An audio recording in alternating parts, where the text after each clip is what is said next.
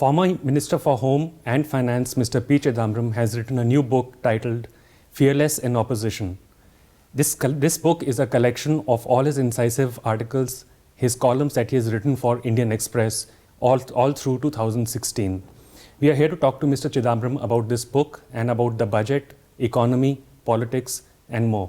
Thank you for speaking to us, Mr. Chidambaram. Your book is titled Fearless in Opposition. What does the former Minister for Home, Finance have to fear even in opposition? Why did you choose this title? I have nothing to fear, but there are a lot of people who fear the government and its rather dictatorial approach to institutions and individuals.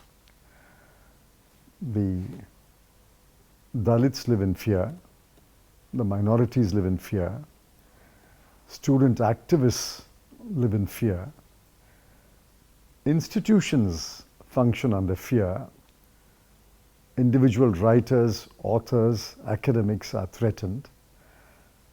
So I think the point I was making is that we are in the opposition, you are in the government, but we don't fear you. And I want everyone to believe that no one should fear the government. We should respect the government, but not fear it. So at the time of the launch of your previous book, based on the articles that you did in 2015, you said 2015 was a year of polarization. How would you characterize 2016, and what do you think 2017 will be like? 2016 was a year in which the economy slowed down, not only because of the external factors, but also because of poor economic management. And then the decisive event of 2016 was demonetisation. It was a terrible blow to the economy. It interrupted the India growth story. Now 2017, the defining moment, I think at least in the first half of 2017, will be the 5 state elections. So I think each year has had its defining moment. 2017, I think, will be the 5 state elections. So coming to the most immediate event that has happened, which is the union budget. You made a speech in the Rajya Sabha yesterday. And in that speech, you spoke about how the government should have stepped up public spending and should have cut indirect taxes instead of cutting direct taxes. Any suggestions on where the government could have got the revenue to fund these? You see, they have projected aggressive revenue targets. They may achieve it, they may not achieve it, I cannot say. But the non-tax revenues have not been tapped fully. For example, they have a rather timid disinvestment and privatization of loss-making companies program. They should also collect other non-tax revenues like more user charges. They should cut out wasteful, non-essential expenditure. On the contrary, they have axed expenditure as a proportion of GDP in crucial social welfare programs. I think fear continues to haunt this government, and I think demonetization has only added to that fear. In an interview today to the Financial Express, the Chief Economic Advisor has spoken about a public asset rehabilitation agency. He has also said that banks would be unable to take a haircut and that private investors would be a part of this agency. Do you think this is a workable idea? If you can find private investors to invest in this public asset management company, I have no objection, but who will invest? The investment climate has been very, very poisoned by what's happening in the economy and outside the economy. If there are divisions, if there are divisive forces, if there is caste polarization, if there is religious polarization, if there is excesses in violation of human rights, foreign investors will not come to India. They have 180 options to choose from. India is only one option. which is why our rank in the ease of doing business or other ranks does not move up. If you think that the economy is isolated from social events and political events, you're completely wrong. The economy is not isolated. Each one casts its shadow on the economy. Number two, now it's universally accepted that power is concentrated, centralized in one pair of hands, which means unless you get a nod from that person, no minister, no ministry is willing to take a decision.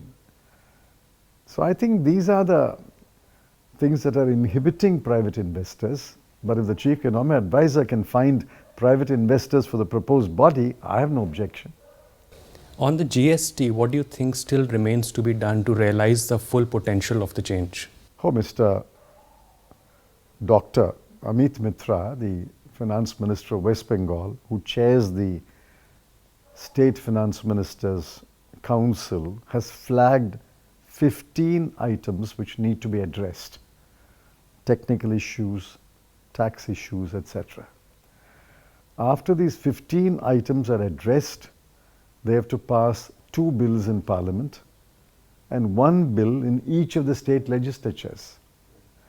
And then the GSTN must run the GST as a pilot program. You can't introduce it overnight. You have to run it as a pilot program to find out where the glitches are. Once a pilot program runs for a month or so, then perhaps it's possible to introduce it across India. I think GST, with the best of intentions, is not likely to be effective before October 1, 2017. And even that is quite ambitious. So you've spoken a lot about demonetization or remonetization, whichever way one would put it. No, it's just what they did. They did demonetization, which was wrong. They're trying to right that wrong by remonetization.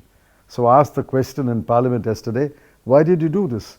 Why did you have to demonetize first and then remonetize later? What's the purpose of this exercise? For which there was no answer. So you also pointed out yesterday that there has been a very short-term deleterious impact on jobs, on employment, on SMEs. I didn't say short-term. I said it will be a long-term impact. Once an SME is closed down, it's not easy to open it again.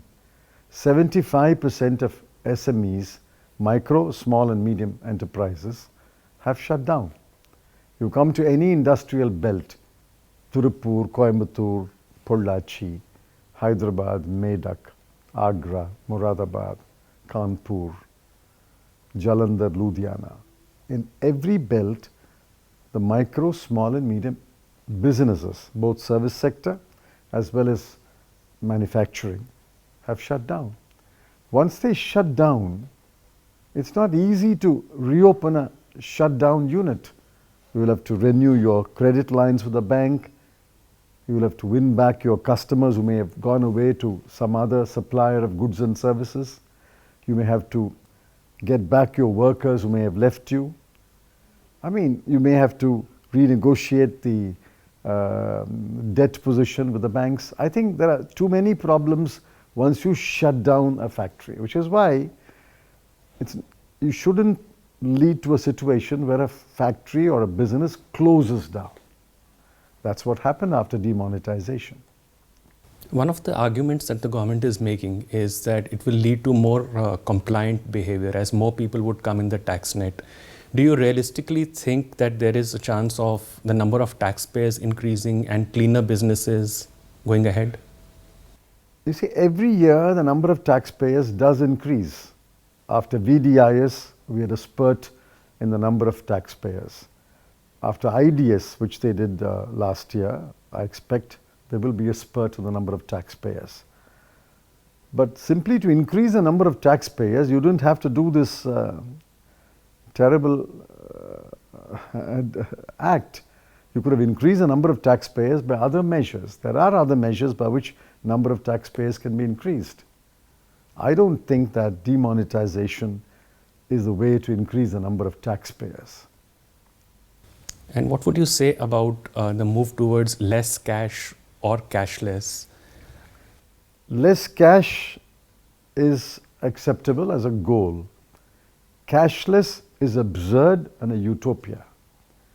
No society can be cashless. 80% of all monetary transactions in Germany are cash. 80% in Austria, 60% in Australia, 56% in Canada, 50% in France, 46% in the mighty United States are all cash transactions. How do you expect that India, which has 94% cash transactions today, will become cashless? And the second question is, why should I become cashless? Is it not my right to decide whether I will pay in cash or pay by a non-cash method? There are issues of privacy. There are issues of an additional cost if you switch over to a non-cash mode of transaction. It is not free. Someone sitting there, Paytm and e-wallet, and they're making money. They're not doing charity here. So there is a cost to switching over from cash to non-cash. I agree, large transactions, large monetary transactions should be mandatorily made non-cash. But to buy vegetables, fruit, buy an ice cream for your child, buy a ticket in a cinema, to say that this should be cashless is absurd.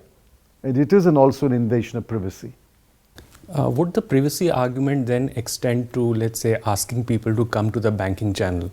Because each time I pay, let's say, the bank knows how much I earn, how much do I pay for my kids' school fees, what else, what other investments do I make? So does the privacy argument then extend there as well?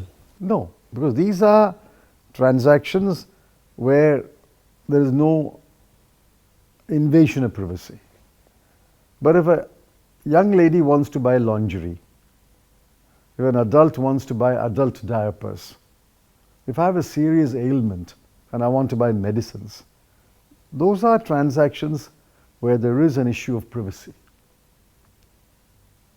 And so you also spoke about Manrega. So I was reading one of your articles in the book, which spoke about how Manrega was a program where the job of deepening ponds and cutting overgrowths happened. Your articles have also spoken about removing the scourge of poverty from this country. And one of the constant arguments that PM Modi makes is that, hey, this is what I inherited. And lots of Garibi Hatao programs in the past have not worked. So what new would work now? See, Garibi Hatao programs have worked, some have not worked. But there's no denying the fact that during the 10-year period of UPA, 140 million people were lifted out of poverty through creation of regular jobs, through increasing job opportunities, through increasing opportunities for self-employment, and in a way through Maganrega also. It's for the government to decide which program works and which program does not work. A program that works at a particular time may not work at another time. If you think that Maganrega must be tweaked to create a different set of assets, a different kind of assets, do so. But why did you call Maganrega a monument to the failure of the Congress party, and yet boast in the budget today that you have allocated 48,000 crore for Maganrega? I mean, the two statements don't go together. Either you believe in Maganrega or you trash Maganrega. You can't trash Maganrega in one breath and then in the same breath say we are allocating 48,000 crore to Maganrega. So what is your philosophy? What is your approach to Maganrega?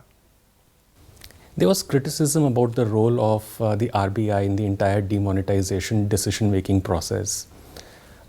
Two monetary policy reviews have come after that, in which rate reductions have not happened.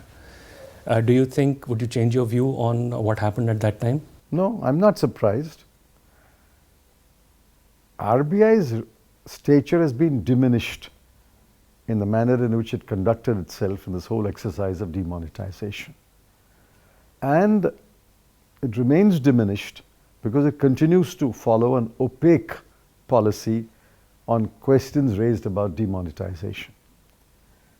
I was not at all surprised when RBI declined to cut the rates, because this is the only opportunity for RBI to give the world the impression that it is not kowtowing to the government, it's standing up to the government. But that's a rather indirect way of enhancing your own reputation. The government desperately wanted a rate cut, but the RBI said no. And I think the most compelling reason why the RBI said no was it wanted to retrieve its reputation to some extent. As someone who has watched the global and the Indian economy very closely, how would you evaluate the influence or the impact of Donald Trump in America on global trade? What does it mean for India? And if you were to, let's say, again be in the finance ministry, how would you plan India's economic strategy, trade strategy, keeping in mind what's now happening around the world? Well, President Donald Trump and his policies will be very disruptive. But he makes no bones about it. He says, yes, it is intended to disrupt the narrative that has gained currency in the last couple of decades. His policies will not be good for world trade. If he also adopts protectionist policies, it will affect India. It will affect our export of goods. It will affect our export of services. It will affect the movement of skilled Indian personnel to the US. It will affect Indians getting H-1B visas. It may even affect Indian students gaining access to US universities. So I think the future is quite challenging. We have to engage with the US, there's no choice, but it has to be an engagement with a mixture of tact and firmness, with the MEA, the Ministry of Commerce and the Ministry of Finance putting their heads together and devising a strategy. In course of time, President Trump may mellow, may change his views. But in the initial years, his policies will be challenging to India. In the economic survey, we sort of pick a fight with the rating agencies. So there's a special box there which talks about how they have been unfair to. It is tilting at windmills. Why are you fighting a rating agency? How does a rating agency care whether you pick up a quarrel with them or not? They're not dependent on you. You don't pay them a fee for rating. They're not dependent on your fees.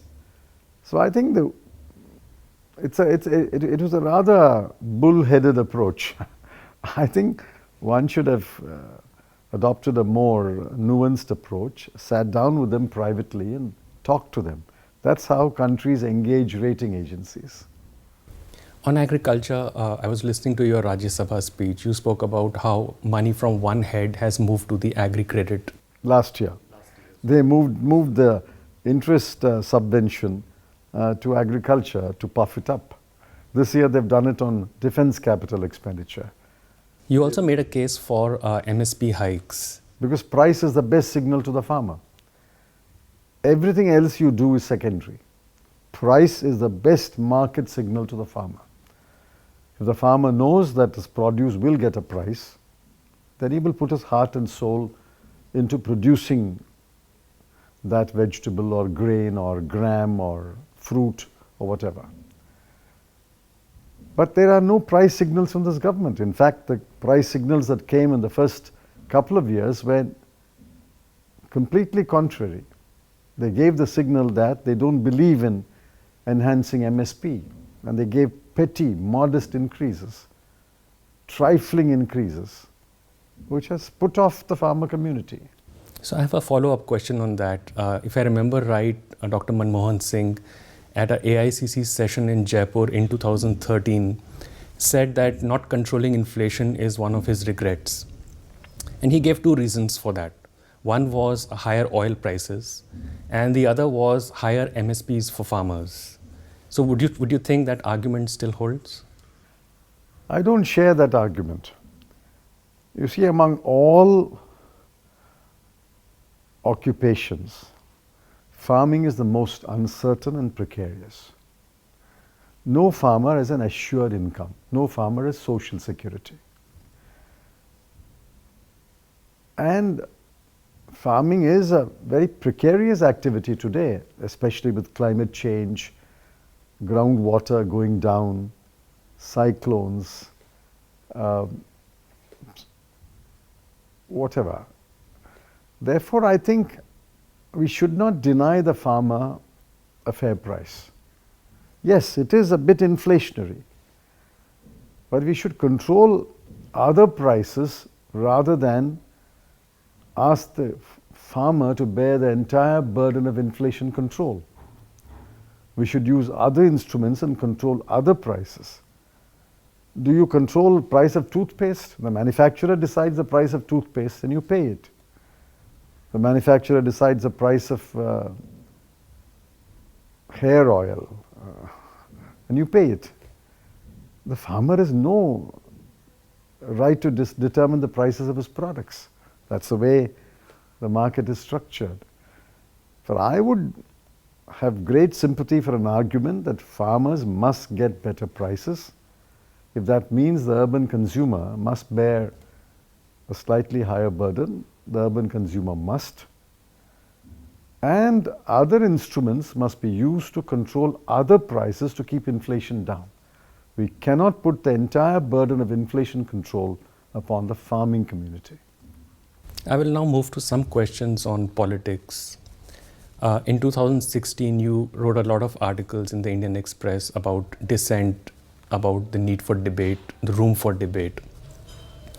Your articles also said that it's perfectly legitimate to ask people for loyalty to the Indian Constitution. And slogans like Bharat Mata Ki Jai do not necessarily or do not at all, are not at all a symptom of the loyalty towards the country. Now, as a home minister, as a former home minister, I want to ask you a very practical question in terms of implementation. At what point, you must have taken a lot of action when you were holding that job. At what point of time does dissent become something that threatens the Constitution of India and you decide to take action? Never, unless it's accompanied by violence. Unless a person who speaks incites people to violence, his speech is fully protected under the Indian Constitution. That's the law of the country. And if people have forgotten that that is the law of the country, it is our duty to remind them again and again and again.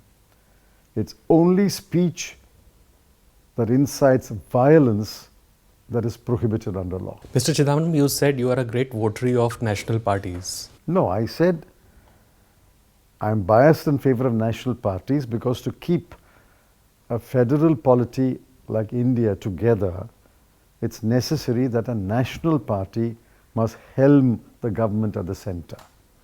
I have no objection if regional parties rule states, but a national party must be at the helm of affairs at the center.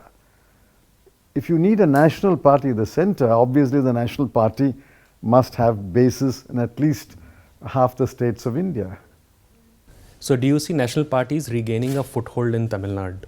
It's difficult to say. It depends upon how the national parties project themselves. Tamil Nadu has been under the spell of two regional parties, splinters from one group for many, many years. Unless the national parties reinvent themselves, while being a national party must also appeal to the state people's sentiment. You can't avoid your responsibilities to the state, and you can't ignore the sentiments of the people of the state simply on the ground you're a national party. Do you see a larger role for yourself in Tamil Nadu politics? I have today a minor role. I'm not in charge of the PCC. My job is in Delhi, in Parliament and elsewhere. I don't know. It's a question that should be put to the party. We haven't heard you say much about the Aam Aadmi Party. How are they performing? Well, if disruptive politics has a future, as it seems to have in many countries, including India, certainly the Aam Aadmi Party will also have a future. Aam Aadmi Party was a disruptive political force. And I welcomed that kind of disruption. But once you come to government, you must govern. Aam Aadmi Party has failed in governance. It still remains a disruptive force. It's disrupting politics in Punjab and in Goa, and I have no quarrel with that. But should they come to power in any state, they should govern that state better than the way they're governing Delhi. There are continuous allegations of corruption from BJP and Dr. Subramaniam Swamy against you. What do you have to say about these charges? I say nothing. It's all rubbish. I mean, if there are charges, they should go ahead and file a charge sheet. You just talk all the time. You said that the most important event of 2017 would be these 5 state assembly elections. If the BJP wins a majority of these, they would say it's a referendum on demonetization. If the BJP loses, the opposition would say it's a referendum against demonetization. How do you think state assembly elections will be viewed? No, I don't think demonetization is the sole issue on which these elections take place. Elections are not referendum. State elections are fought on a number of issues. I think the decisive election is Uttar Pradesh, and the next most important one is Punjab. I think it's now generally agreed that the BJP Akali combination in Punjab has bitten the dust. They've lost Punjab, is what everybody says. I don't know. It's now Uttar Pradesh. If the BJP doesn't form the government in Uttar Pradesh, that'll be a big blow to the BJP. It will be interpreted as a vote against demonetization, but I would say it's a vote against a number of issues, including demonetization. And what do you think will be the outcome in each of the 5 states? I don't know. I don't predict the outcome of elections, and you shouldn't either. Thank you so much for speaking to us, Mr. Thank you.